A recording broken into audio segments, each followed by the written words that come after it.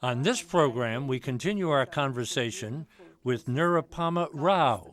She's ambassador from the Republic of India to the United States and also served as ambassador from India to China, Peru, Bolivia, and Sri Lanka. When it comes to Islam in India, the definition that Islam gave to itself in our subcontinent was one of tolerance, one of inclusion. And if you look at the traditions of Sufism, if you're aware of Sufi poetry and Sufi music, the birth of all that was in India. It's the fact that it is really, the reason for that was you had Islam and Hinduism coexisting with each other, and each drawing from the other in terms of their traditions. And that's how Sufism was born, actually.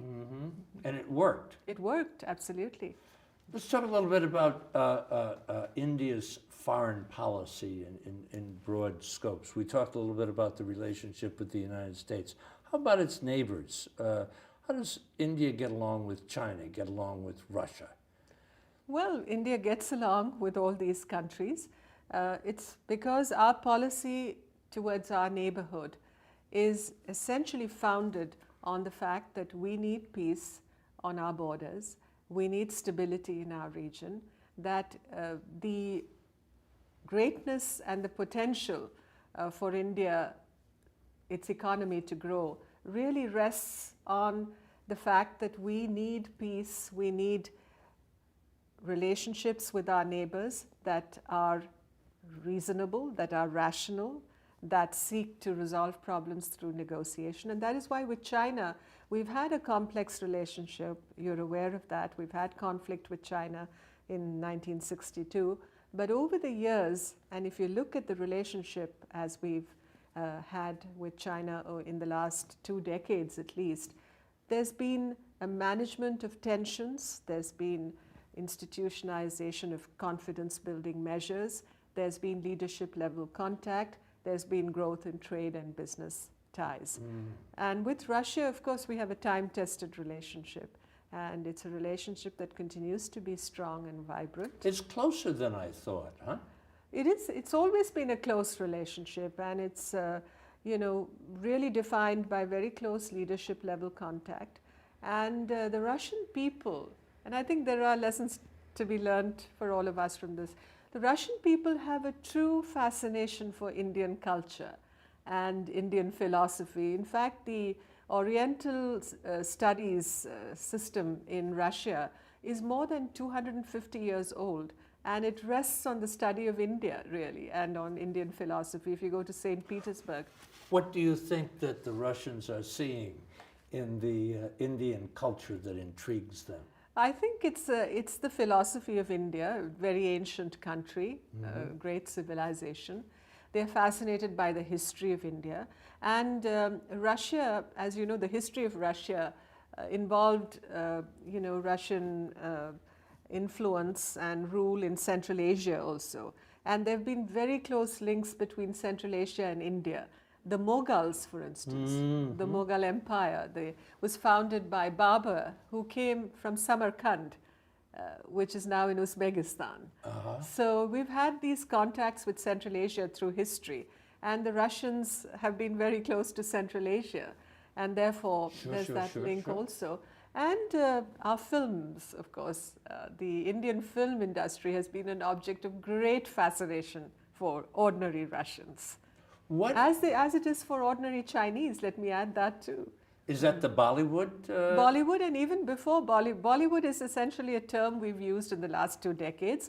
But we've had 100 years of Indian films this year, 2013 is the centenary year. So it wasn't all flash and dance and romance, huh? Soon after independence, if you look at the Indian films that came out after our independence, those are the films that have the most appeal even today in Russia and China. Third largest standing army and one of the largest importers of weaponry. Why?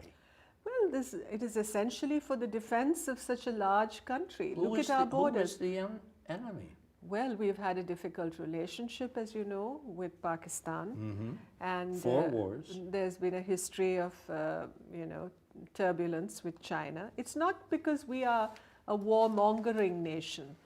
Every nation the size of India, I mean, take the United States, we have all to be conscious of the need to defend ourselves, to ensure that our security is safeguarded. And I think our defense and security policies are essentially dictated by those needs.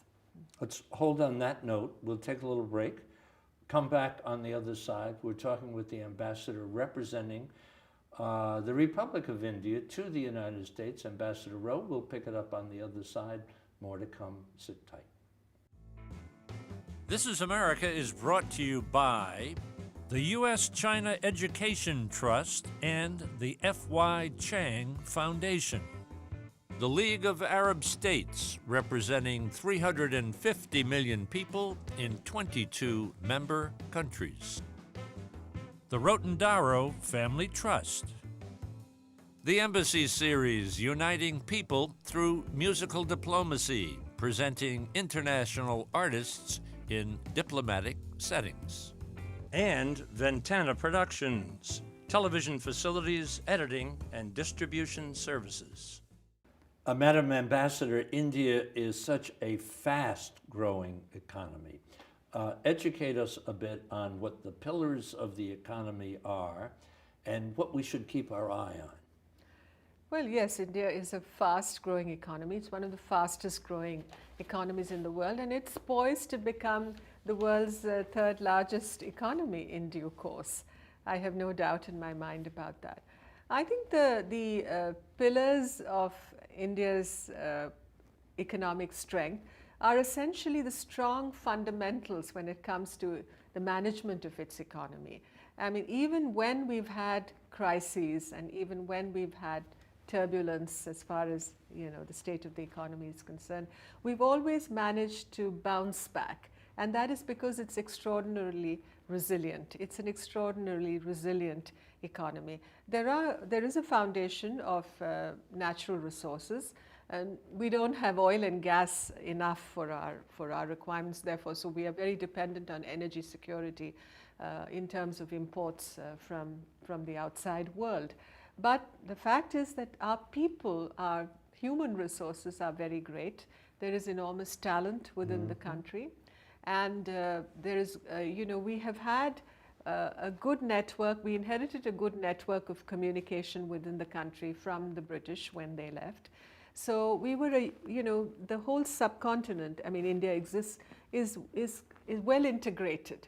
And the fact that we are a democracy and that we have allowed the states and regions also to grow, and we have a very strong Indian diaspora which exists outside India, about 25 million people, who also contribute a great deal to the growth of the country through their remittances and through. So it's a mix of all these factors that contribute to the strength of the Indian economy. But I think it's the size of India, the fact that we are a well-integrated country, and the economy is just naturally huge by virtue of our geographical extent and the numbers of talented people that we have within the country. So what would be the major exports from India to other countries in the area, and especially to the United States? Well, the services component of our trade with the United States is huge.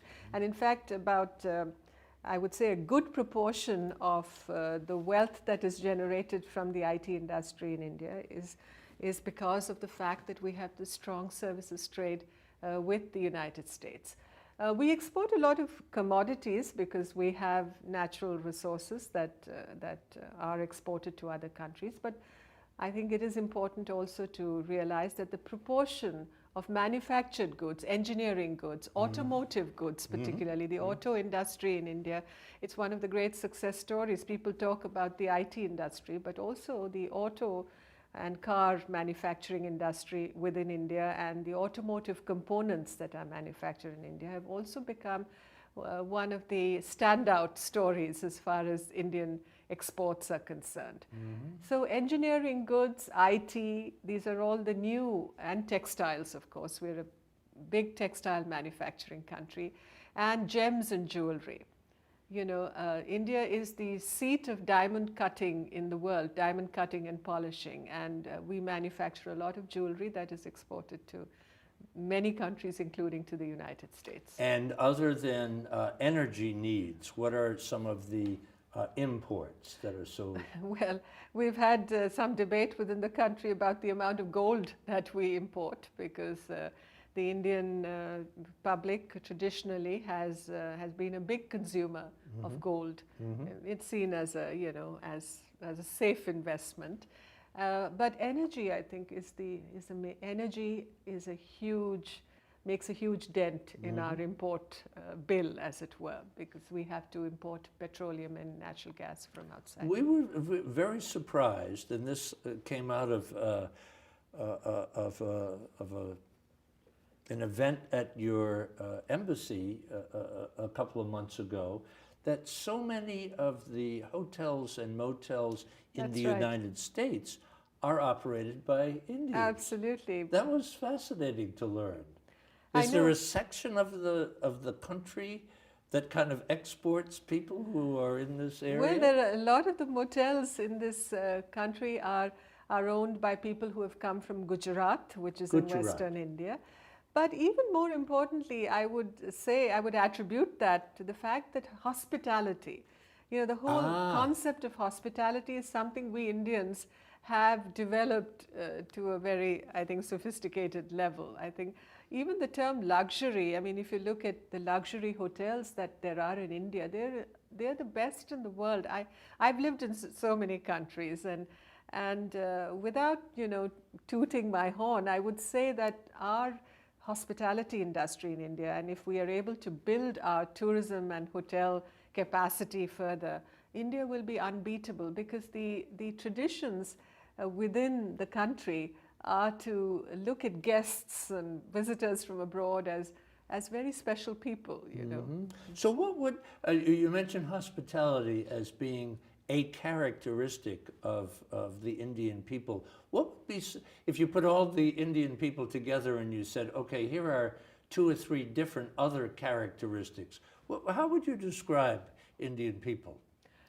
Well, I would describe Indian people as people who are very family-oriented. Okay, good. Extremely family-oriented, who lay a great deal of stress on building knowledge, if they have, you know, the wherewithal. I know people who live in poverty are not able to do that very much, but even they want to send their kids to school to study English, for instance, and to become doctors and engineers. So there's a great thirst for knowledge, and a great premium placed on knowledge as the greatest wealth of all. Greatest wealth of all. And the third aspect, I would say, is that they're very, I think they are not very materialistic people. And there's a great deal of emphasis on thrift and saving and not being extravagant. And I think these are all characteristics, I think, that are good for a country.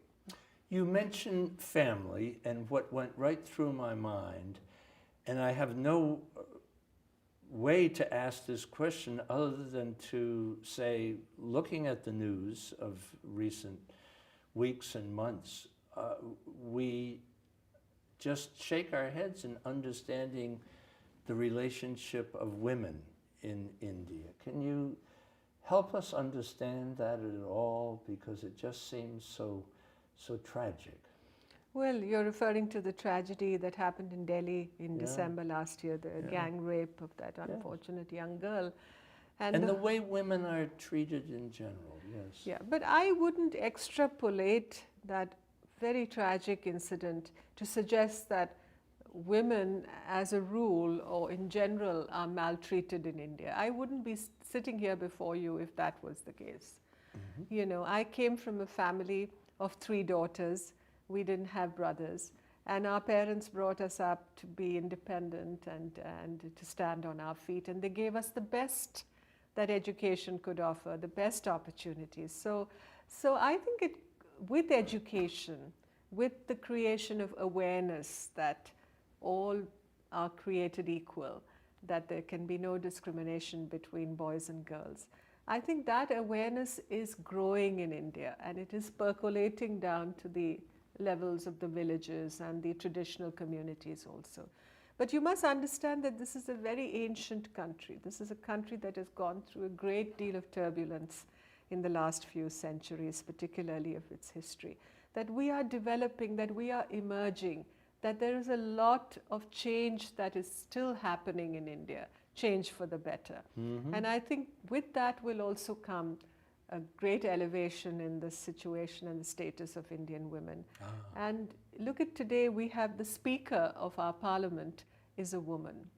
The Speaker of the lower house of the Parliament of the world's largest democracy is a woman. That's an extremely responsible position, extremely important appointment, choice in terms of, putting a woman there. We've had a woman president of the country. And you all know about Mrs. Indira Gandhi, who was a great Prime Minister of India. So, the situation has to be seen in all its aspects. Our religion and our traditions, in fact, worship women. I mean, the most powerful goddesses in our pantheon are the women goddesses, the women goddesses who are destroyers and at the same time benefactors. So this image of the powerful woman is very much entrenched in our tradition, in our beliefs also. So we have to cut through the prejudice and the negativity that we see emerging in certain situations, and understand that change is coming, that the conscience of the country has been awakened by all that happened, last December. And gradually, I believe, the situation concerning women will improve radically. We're sorry that you're going to be leaving us soon after such wonderful service from India to the United States. What memories do you take with you? Well, I take back a lot of memories. In fact, this year and this month, in fact, October, it will be 30 years since I first set foot in the United States. And so it's a time when memories come crowding back. And these last 2 years that I've been here in the United States, I have felt very blessed and privileged to be associated with this great relationship between our two countries, to be able to contribute to the improvement of this relationship, and most importantly, to make wonderful friends. To increase my circle of friends, because as you know, I've been coming back and forth to this country over the last 30 years. So I have a great community of friends in this country, and I will keep in touch with them. It seems like I'm not going away, because I believe there will be many opportunities in the future for me to understand the United States even more, and to also build stronger friendship between our two countries. What can the United States learn from India? Well, the United States can learn from India about the management of diversity. And I always say to myself that India was like the United States at one time. We had much less people, of course. You have 1/3 the size of the population that India has. And we were a country also of migration. Many people came to India. They came into India as migrants, as visitors, as settlers. And that is what has made India what it is today. We are a country defined by diversity. And that is what the United States is also becoming today, I believe. You have people drawn to your shores from every part of the world. Your richness is defined by that diversity. Do you see similar problems that we have here? Well, you have to look at what happens in our Congress and kind of shake your head and say, Does it happen the same way there? I think we also have such head banging going on? Well, I think in democracies everywhere, I think it's a given that you you have this kind of debate and this kind of political ambitions clashing with each other. I think we've seen it happen in our country, and I've seen it happen here. I think it's what makes us what we are. It's given in any democratic country that we will see, these situations. Somebody once said in an interview that I did that democracy is messy. Do you subscribe to that thought? Well, democracy is messy, but it's also very creative. And even if there's chaos, there is creativity in that chaos. So. Mm-hmm. What do you think are the major challenges when we pick up a newspaper, when we turn on the television, listen to BBC radio late at night, and get a picture of the world? What are the challenges that are immediately facing India that we should be aware of? Well, I think the challenges facing India, as in our region, is a challenge of terrorism.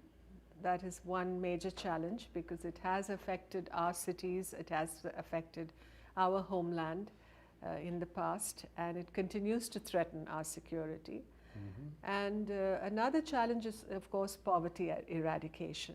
The fact that we have to lift so many people out of poverty, that we have to ensure that our economic growth is maintained at a rate and a level of acceleration that can pull more and more people out of poverty, that can make our growth more inclusive. And there is a shift from agriculture, from the farms to the cities now, isn't it? Our cities are growing. Right now, about 65% of our people live in the rural areas. But that mix is going to change, as you rightly pointed out, because India is becoming rapidly urbanized, and more cities of even more than 1 million population, each city, are growing across the country. And there is a migration of people happening from the rural areas into the cities. And with the benefits of education and knowledge being made available to our young people, there will naturally be an impulse to seek employment in our cities, to seek employment in our factories. So this is coming, and that is why infrastructure development is key, is so important for India today.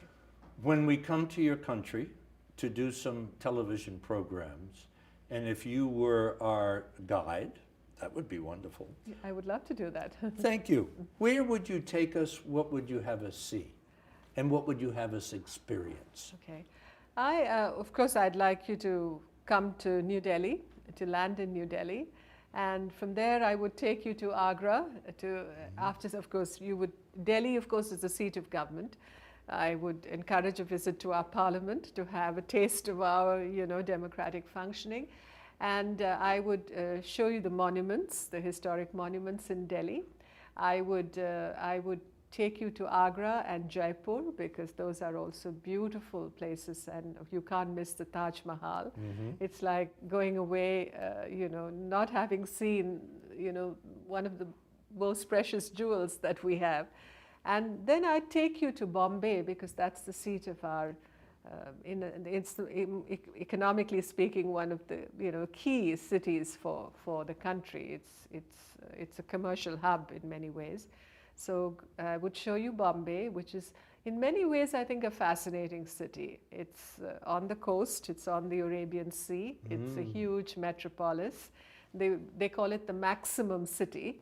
So you must have a taste of that, and perhaps have a glimpse of the film industry also, the Bollywood studios and the entertainment industry, which is so big in India. It's bigger than Hollywood in many ways, I would say. And also, just as Hollywood has its impact all over the world, Bollywood, as we call our film industry, is so popular in Africa, in the Arab world, in Latin America. I've lived in Latin America, and where our films are so popular. And here in Washington, I can see a Hindi film the day it's premiered in India. It's shown here also. And so that's the power of the entertainment industry. So you must have a glimpse of that. And I'll take you to the south of the country, because that is peninsular India in many ways, and I would encourage a visit to Bangalore to see the IT industry, to see the software prowess of India, and also to taste the traditional cuisine of India. I think that's also a part of and parcel of any visit you make, because our cuisine is so diverse. Up in the north, it's very different from what you get in the south. Every region of India has its cuisine and wonderful vegetarian food. Madam Ambassador, I'm thrilled to sit and talk with you. Thank you so much. Thank you for your service from India to the United States, and we look forward to seeing you there. Thank you very much indeed. God bless you. For information about my new book, The Chance of a Lifetime, and online video for all This Is America programs, visit our website, ThisIsAmerica.net. And now you can follow us on Facebook and Twitter. This is America is brought to you by the U.S.-China Education Trust and the F.Y. Chang Foundation, the League of Arab States, representing 350 million people in 22 member countries, the Rotendaro Family Trust, the Embassy Series, uniting people through musical diplomacy, presenting international artists in diplomatic settings, and Ventana Productions, television facilities, editing, and distribution services.